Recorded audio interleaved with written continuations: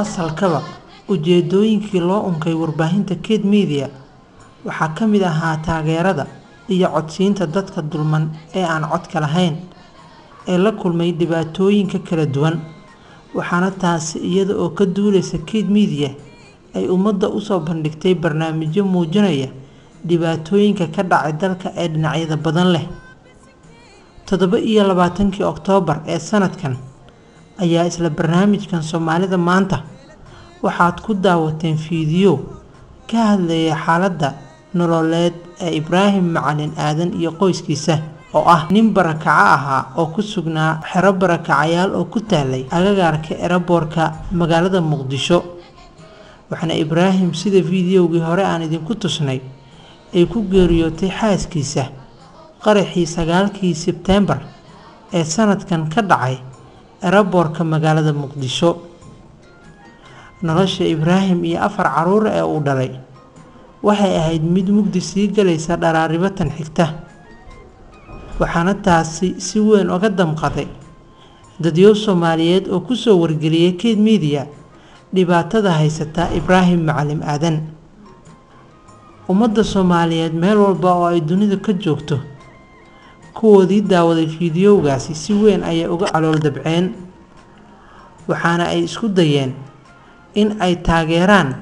oo wax ka bedelaan nolosha Ibraahim Macalin Aadan tan iyo dharaartii fiidiyowgaasi la baahiyay ee bogga Ked Media uu ku soo baxayna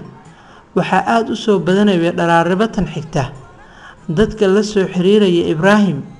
ee doonaya in ay nolosha ka taageeraan dad tiradoodu ay kor u dhaafayso ilaa iyo 9 ruux ayaa la soo xiriiray Ibraahim isla markaasina taageero dhanka nolosha ah soo gaarsiiyay waxaana dadkaasi qaarkood ayba u ballan qaadeen in ay nolosha si weyn uga taageeri doonaan isla markaasina bil walbaahi ay ka warqabi doonaan dadkaasi badankood ayaa ah kuwa ku nool dalalka Yurub iyo Ameerika waxaana fiidiyowga Ked Media ay ka baahisay nolosha Ibraahim iyo qoyskiisa daawaday dad tiradoodu ay ku dhowdahay 13,000 oo ruux kuwa oo ku kala sugan dunida daafaheeda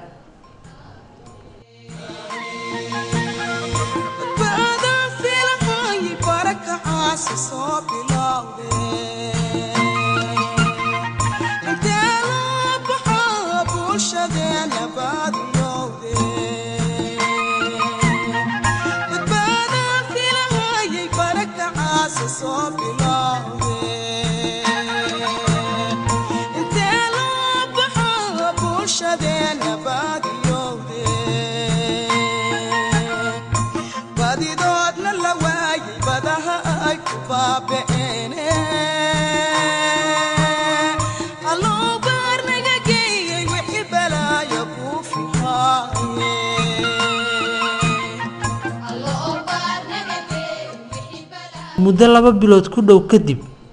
ayaa shaqaalaha Ked Media ee Muqdisho waxa ay booqdeen Ibraahim Macalin Aadan oo noloshiisu isbedel weyn laga dareemayo muuqaalka aad daawanaysaan iminka waa Ibraahim Macalin oo sii galaya guri ka samaysan jiingad oo ku yaala xaafadda Kuwait ee degmada Dhar Wadajir waxaana Ibraahim iminka uu dareemayaa nolol farxadeed isagoona abaal aan la ilaabi karin u haya dadkii Soomaaliyeed ee kaalinta lama ilaabaanka ahaa ka geystay taageerada noloshiisa alxamdulillah jawigan nolosheeda waa isbedel weyn ayaa igu dhacay marka hore qaxooti ayaan ku ahaa airport agtiisa alxamdulillah haddana waa kana guri ayaan dhistay alxamdulillah waxaan caawinaad aan ka helay walaalaha muslimiinta dibadda jirto marka ugu horeyso waxaan ku salaamayaa salaanta muslimka assalaamu calaykum waraxmatullaahi wabarakaatuh walaalaha muslimiinta dibadda jiro waa u duceynayaa in ilaahay nin wal muraad uu leeyahay muraadkiisa in ilaah u sahlo أنا هذا كسي فوانين وحنا بلنا جنة وايو إمية قانان ولا ليه يدي سو مدلين أبيه إسكو أبو منيني مسلم إلهي درتيس أي وعاويان وحنا بلنا جنة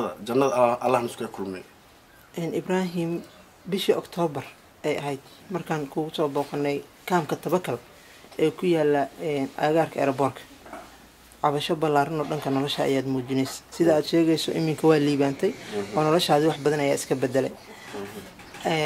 mahadcelintaasi guud dadkii kula soo xiriiray qaabkay kula hadlayeen waxaa nooga sheegi kartaa qaabka ila soo xiriireen waa qaab fiican waxaan hadan mar labaad aan u mahad celinayaa ilaahay ka sokow keyd media ayaan u mahad celinayaa walaalahayga ayana garab igu siiyeen xagga maqal iyo muuqaalka waxaan leeyahay waa mahadsantihiin ilaahay ajar iyo xasanaad Allah idinka siiyo khayr Allah idin siiyo waa duceynayaa ani caruurteena hadduu alla yiraaho dal iyo dibad intay caabisay inta caawineen waa u duceynayaa hadda taageero badan ku soo gaartay dad badanna ballanqaaday ku sameeyeen sida aan la soconno maxaa isbedel noloshaada aad ku sameysay dhaqaalaha isku soo gaaray see u kala maareysay isbedel وين هرتا ayaa ugu dhacay waayo waa ujeedin qol jiingad ayaan dhistay marka hore buush ayaan ku jiray haddana waxaan doonayaa in aan furto dukaan aan ganacsi aan bilaabo dhaqdhaqaaq inaan muujiyo magartay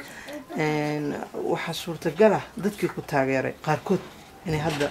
videogan labaad ee laga duubayo isbedelka noloshaada ay daawanayaan dadkaas maxaad leedahay dadkaas waa waxaan balyenayaa hambalyo ka sokow ilaahay in oo ajar iyo xasanaad Allah ka siiyo oo u duceynayaa hadda in ilaahay hadda wax kale aan sheego farxad darad farxad ay igu badatay waxaan sheegay wax kale ma garanayo balse ilaahay jannada Allah nusku kulmiyo ilaahay ayagana nin walba muraadkiisa in ilaahay u sahlo nin walba meesha ka umiya in ilaahay ka waraabiyo haddaan kula kaftamo ibraahimow dakhliga hadda ku soo gaaray mid la eg inuu gacantaada galayo marna ma ku fakartay intaad nooleed maya marna kuma fikirin balse wix ilaahay ku siinaya waa gooni alxamdulilah ilaahay ayaa loo mahad celinaa marka ugu horeyso alxamdulilah shukrulah hadda kahor markaan ku imaanaynay 4 caruur ayaad haysatay 2 gabdhood iyo 2 wiil iminka waxaa noo muuqda in 2 wiil aad haysato aaway gabdhihii labada gabadh ayeeyadii ay waxay tiri ana ila noolaanayaan gabadheeda ayaan ku xasuusanayaa marka xagga ay kor ay iga soo ogaanaysaa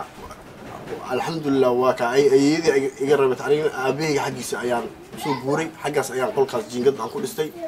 igama dheero laba habeen ka hor waa ila joogeen haddana waqti u baahdo waa helaya gabdhihii waa ka kalma dheero isla madiina isla degan istaageerada ummadda Soomaaliyeed dhexdeeda haddii ay sida tan u sii socoto waa hubanti in gabi ahaanba laga maarmi doono taageero beenaadka hay'adaha samafalka ee iyagu dhibaatada u sii horseeda bulshada Soomaaliyeed waxaana tani ay muujinaysaa in bulshada mar walba ay diyaar u tahay taageero in ay gaarsiiso qof walba oo dhibaataysan balse ay la adahay cid u gudbisaa dhibaatada shacabka haysata meel walba oo ay joogaan mar kale Kid Media waxay uga mahad celinaysaa dhammaan dadkii gacanta ka geystay taageerada qoyskan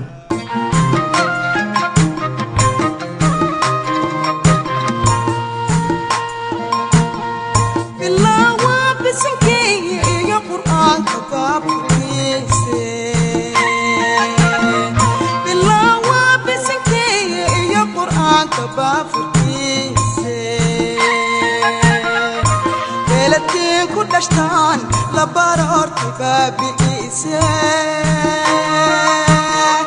allo barnagay wixii balaayo ku fihaye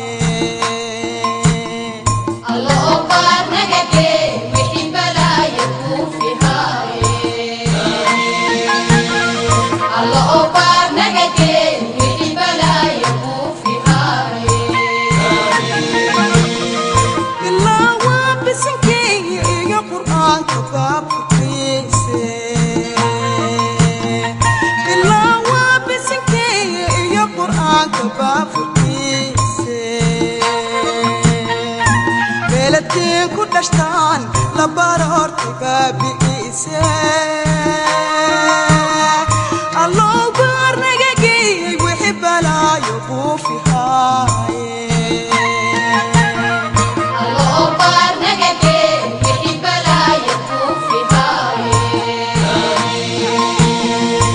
الله أكبر نجدي وحي بلا يبو في هاري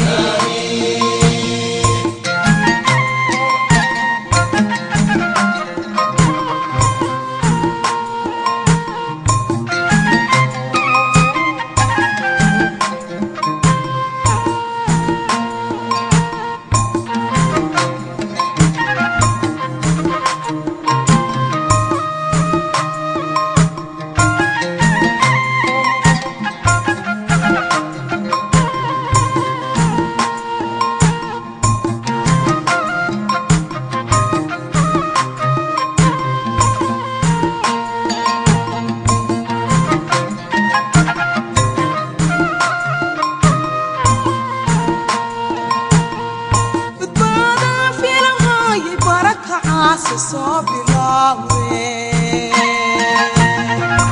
جلب حاب وشدي